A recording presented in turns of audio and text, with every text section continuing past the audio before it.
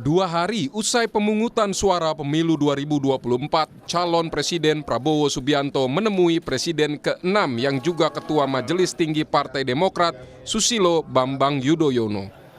Pertemuan berlangsung di Museum dan Galeri SBY Ani, Pacitan, Jawa Timur. Prabowo bilang pertemuannya dengan SBY dan pengurus Partai Demokrat merupakan silaturahmi dengan parpol koalisi. Prabowo menambahkan selain silaturahmi, pertemuan ini juga berdiskusi tentang membangun koalisi pemerintahan yang kuat. Jadi intinya saya datang ke sini hanya untuk sowan dan ucapan terima kasih dan lapor kepada senior saya. Kita ada suatu nostalgia atau itu aja nostalgia karena kita komitmen kita selalu adalah berbakti dan mengabdi kepada bangsa dan rakyat. Saya kira itu yang mendorong kita. Jadi saya konsultasi sama beliau dalam banyak hal. Ketua Umum Partai Demokrat Agus Harimurti Yudhoyono menyebut dalam pertemuan itu tidak ada pembahasan soal jatah menteri untuk Demokrat. Pertemuan murni silaturahmi dua tokoh bangsa. Menteri, Pak, untuk membantu kabinet, Pak, untuk membantu kabinetnya. Kita tidak membicarakan itu. Kita tidak membicarakan itu sama sekali karena sekali lagi ini adalah sebuah silaturahim, sebuah gestur yang sangat positif antara dua tokoh bangsa, antara dua pemimpin besar, antara dua putra-putra terbaik bangsa yang menurut saya ini bisa atau harus menjadi contoh yang baik. Seperti diketahui, Partai Demokrat merupakan salah satu pendukung Prabowo dalam Pilpres 2024.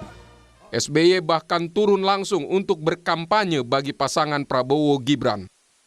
Setelah Prabowo Subianto unggul dalam hasil hitung cepat Pilpres, membuka peluang terwujudnya mimpi SBY pada Juni 2023. Saat itu di akun X, SBY mencuit bermimpi naik kereta bersama Joko Widodo, Megawati Soekarno Putri, dan Presiden ke-8 Republik Indonesia. Mereka menuju Jawa Tengah dan Jawa Timur sambil berbincang santai dan minum kopi. Mimpi SBY soal presiden dan tokoh yang pernah menjadi presiden berada dalam satu gerbong bisa menjadi kenyataan apabila Ketua Umum PDIP Megawati Soekarno Putri bersedia bergabung dengan koalisi pemerintah yang akan datang. Namun, Sekjen PDIP Hasto Kristianto mengisyaratkan PDIP bersedia menjadi oposisi. Mengambil posisi politik yang clear, berada di luar kekuasaan menjadi oposisi atau seperti apa? Ya, dari periode kedua Pak Jokowi ketika kekuasaan terlalu terpusat, itu kan muncul suatu kemampuan untuk melakukan manipulasi. Sehingga kekuasaan dan kritik dalam konteks policy, dalam konteks implementasinya memang memerlukan suatu check and balances.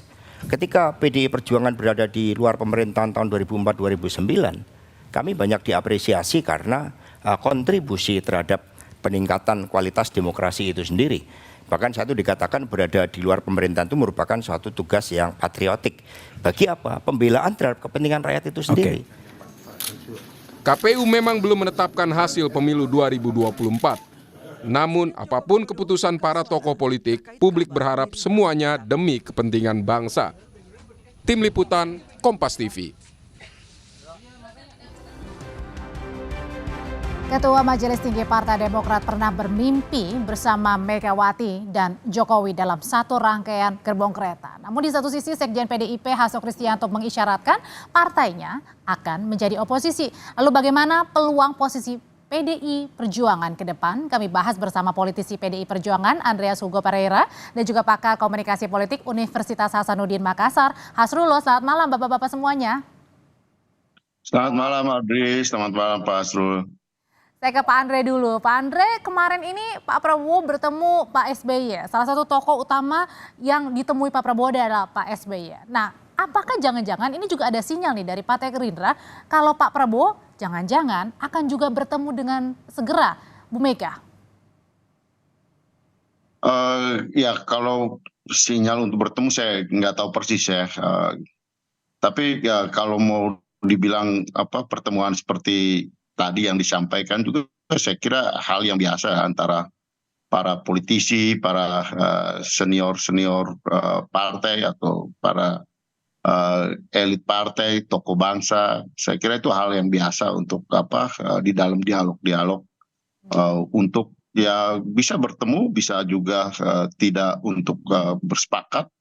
Sehingga saya kira itu adalah ya peristiwa-peristiwa yang biasa di dalam situasi, apalagi situasi seperti ini gitu. Kalau Jadi ya tapi berkaitan dengan pemilihan umum baik pilpres maupun pileg, saya kira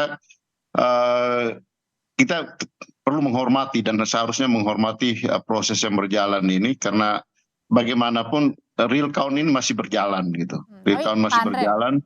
Dan juga kita harus menghargai banyak catatan-catatan yang disampaikan oleh publik, oleh para pemerhati politik yang berkaitan dengan proses pemilu ini gitu. Sehingga saya kira itu penting untuk menjadi catatan. Jadi tapi kan Pak Andre, pada saat pidatonya Capres Prabowo nih, pada waktu selesai penghitungan suara di lembaga survei ya, kan sinyalnya adalah bahwa akan merangkul semuanya. Apakah ada peluang sebenarnya pertemuan antara Bu Mega dengan Pak Prabowo, atau jangan-jangan justru ada peluang pertemuan antara Bu Mega dengan Pak Jokowi ini setelah selesai Pilpres ini? Ya kalau mau merangkul atau tidak itu hak beliau gitu. Tapi yang saya maksudkan bahwa baik berada maupun di luar pemerintahan ke depan ya, bagaimanapun kita perlu menghargai proses yang berjalan ini gitu. Dan proses yang berjalan ini masih sedang berlangsung.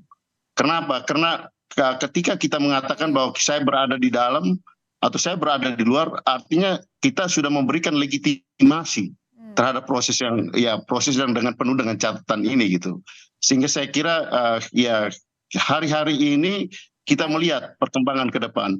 Juga katakanlah kalau itu ke depan setelah ya ada keputusan definitif, perjalanan politik dari bulan setelah ada keputusan definitif sampai dengan bulan Oktober, bulan November. Baru ya di situ ya nanti diputuskan ya. Itu masih panjang, masih panjang. Oke, kalau gitu sekarang saya nanya ke Pak Hasrullo deh. Pak Hasrullo, sebenarnya berapa besar sih peluang dari PDI Perjuangan ini bisa bergabung di koalisinya Prabowo Gibran? Mungkin atau enggak, Pak Hasrullo?